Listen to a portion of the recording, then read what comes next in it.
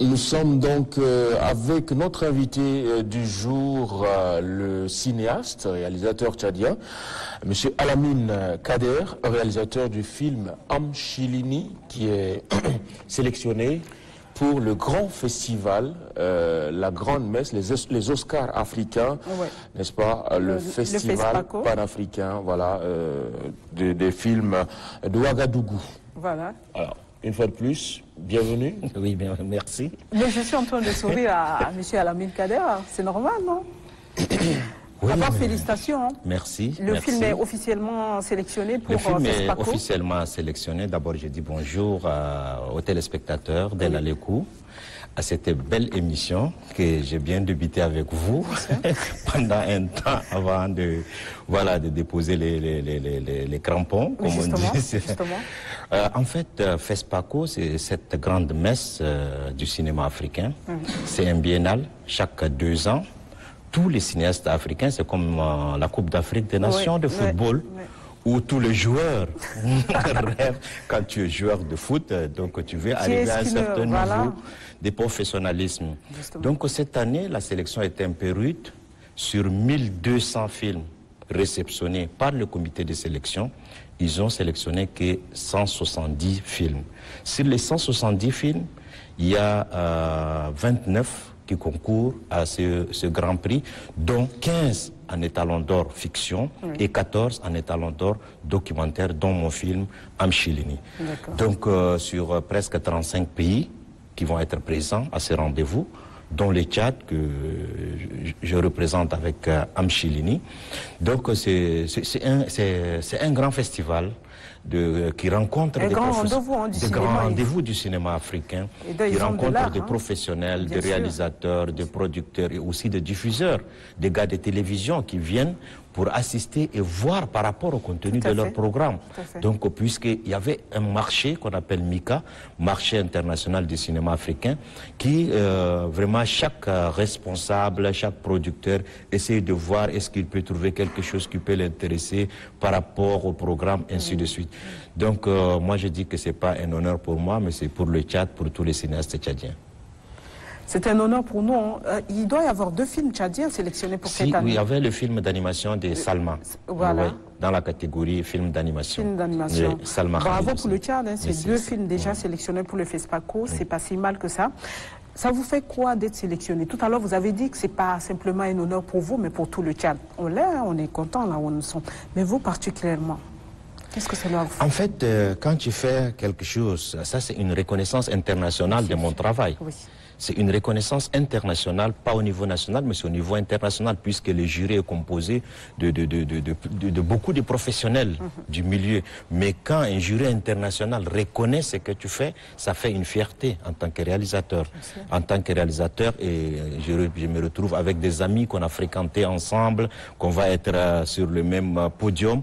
Et il y a aussi cette fierté, c'est aussi aller se confronter avec des grands pays du cinéma. Quand tu prends par exemple l'Égypte, le Maroc, la Tunisie, le Sénégal, la Côte d'Ivoire, le Cameroun, c'est des grands pays du cinéma. Donc qu'ils ont des instituts de beaux-arts, des grandes écoles du cinéma. Alors que nous, on n'en a pas ça ici. Et tu vois, l'effort que les jeunes cinéastes, moi, tout ce que je peux peut-être demander ou lancer un appel auprès de plus hautes autorités, c'est de faire confiance à cette jeunesse. Cette jeunesse, que ce soit du domaine de, je sais pas, du cinéma, des arts, que ce soit du domaine de l'entrepreneuriat, que ce soit dans tous les domaines, on peut faire confiance à ces jeunes, on peut leur donner les moyens qu'il faut, on peut les accompagner, ils peuvent valablement représenter ce beau pays, ils peuvent valablement soigner cette image. Aujourd'hui, quand on part de l'extérieur, à l'extérieur, et quand tu dis tu es tchadien, cette image de guerre, cette image de soldats avec, voilà. Donc c'est ça qui est là. Mais cette image, on peut les soigner par le cinéma, bien sûr. D'accord. Alors, M. Alamine Kader, avant d'aller plus loin, on va regarder ce que ça donne, hein, le film Amchilini, qui est sélectionné. Oui, c'est la bande-annonce. Voilà, la bande-annonce. Oui. À quoi ça ressemble, parce que c'est une histoire assez originale. On revient juste après ça.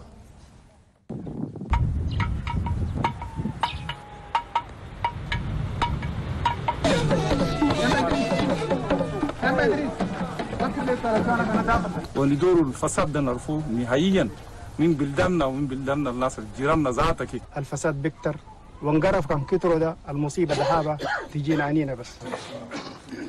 كل بابنا نلقى له تكون بلا شغل واحد بس، لكن ندور للرجال. ندور للرجال، انتم بس حكومة اللي كان نادم بس او تعرفوا النام بس ما بين البنات اللي فيه.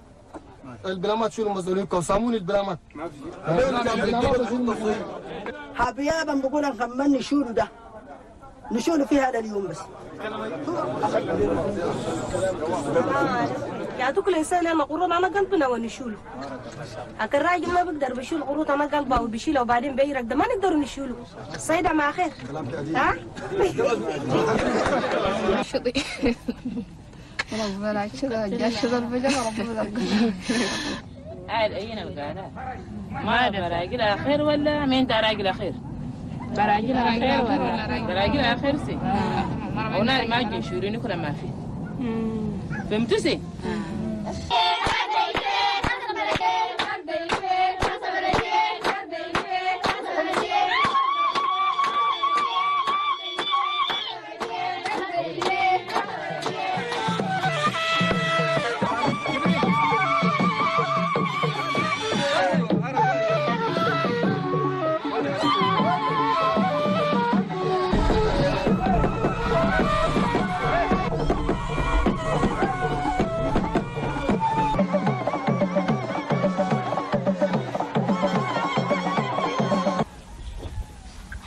Et voilà, Amchilini en arabe, c'est bien Choisis-moi. Choisis-moi.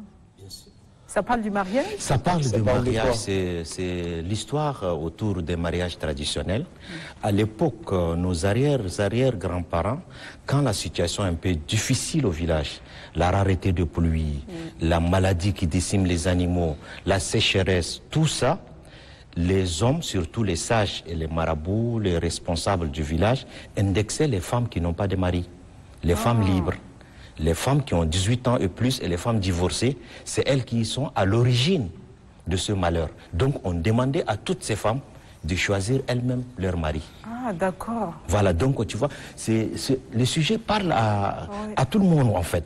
Aujourd'hui, dans toute l'humanité, c'est l'homme qui choisit sa femme. Bien sûr. Alors qu'ici, dans Amchilini, c'est la femme qui choisit son mari. C'est elle qui choisit son homme. Ah, et si elle refuse de choisir, c'est la société va la rejeter, va l'amender. Effectivement, même pour l'homme, si tu es choisi et tu refuses la femme, tu dois quand même être amendé.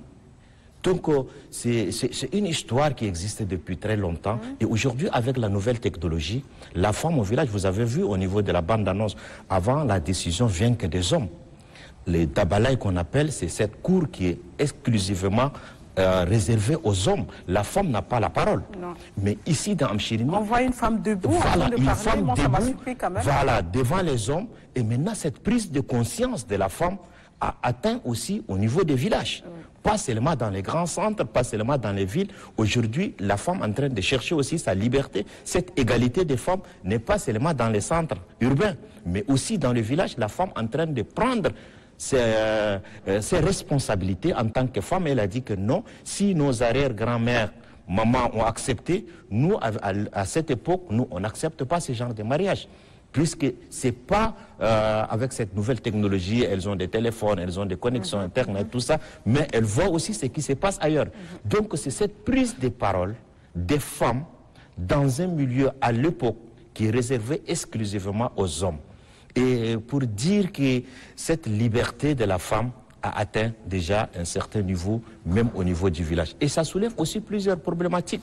Cette problématique où les jeunes disent, oui, les jeunes, on est d'accord parce que ce mariage, la dot est symbolique.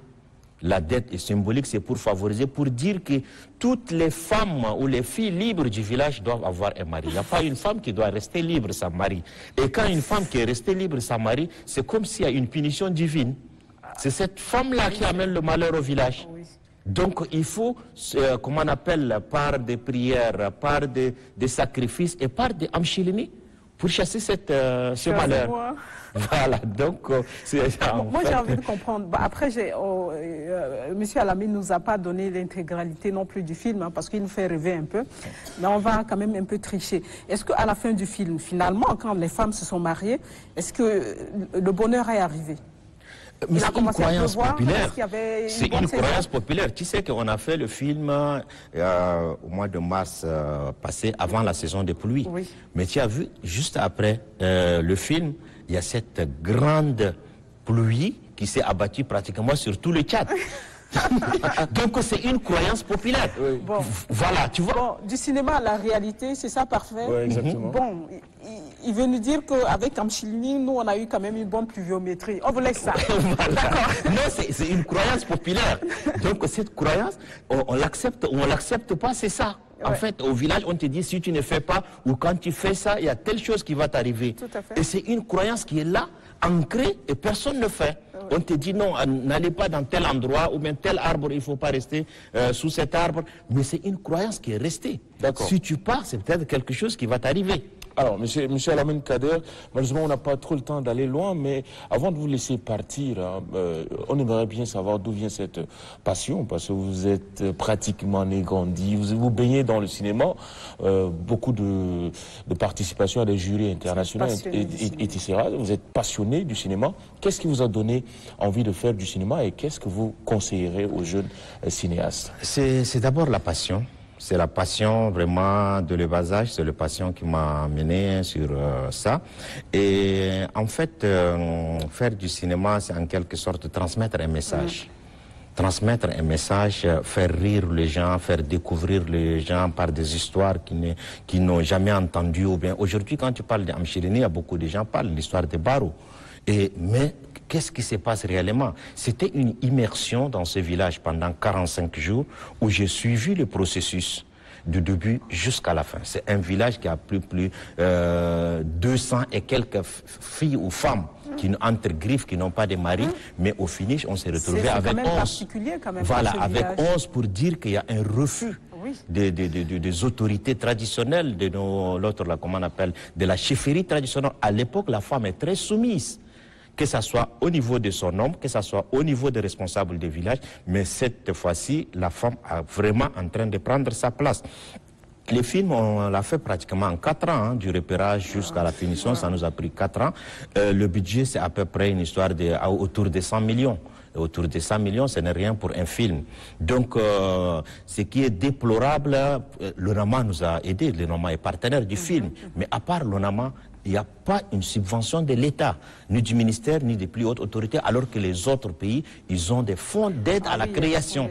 Donc c'est ça qui ce qu'on nous demandons aux plus hautes autorités, c'est d'accompagner le cinéma, de mettre en place, comme les autres pays, des fonds d'aide à la création qui peut aider vraiment ce secteur. Donc il y a 3 boîtes de production qui sont derrière ce film. Il y avait Toumaï Film Production de Moussa Tidjani. Il y a une boîte française, la cuisine aux images qui est basée à Lyon, en France, et aussi son producteur. Et il y a une autre boîte en Côte d'Ivoire qui s'appelle Les Films du Continent. Donc les 3 boîtes réunies et qui ont produit le film qui est actuellement, qui va être en compétition en février pour la course à l'étalon d'or de Yenenga documentaire. D'accord. Parmi les 14 en fait qui représentaient pratiquement 12 ou 13 pays. Allez, on vous souhaite l'étalon d'or, en tout cas. Merci. Déjà, c'est un... Pour le Tchad, en fait. Voilà. Mais pour tout le Tchad, on souhaite vivement cet étalon d'or. Bonne chance, bonne chance. Merci. On vous envoie de l'énergie positive. Hein. Merci. Merci.